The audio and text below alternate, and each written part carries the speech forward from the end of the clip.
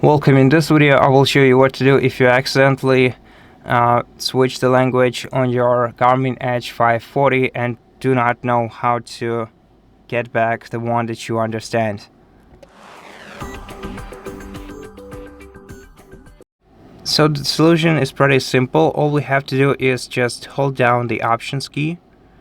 Then we're gonna have to scroll all the way down to the last option. So as you can see, the last option is Connect IQ. We have to move one step above and select this option. This is System. Now we're gonna have to scroll once again from the bottom. I think this would be the easiest option. You'll see these two options with toggles next to them. Now what we're gonna have to do is select the option that is two steps below the second toggle, so this one, and this is the language option. Okay, if you select it, you'll be able to select the language that you want to set on your device. So here you're gonna have to select English or whatever language you prefer.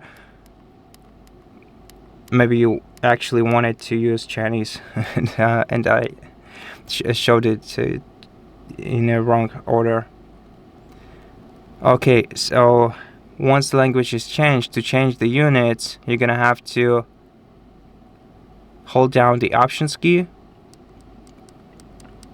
scroll down once again to System, and in System, select Units, and here you can change units for distance and speed, elevation, temperature, weight, height, etc. And that's pretty much it. Thank you for watching this video. If it helped you, please consider subscribing to our channel, leave us a like in the comment below, and I'll see you in the next one.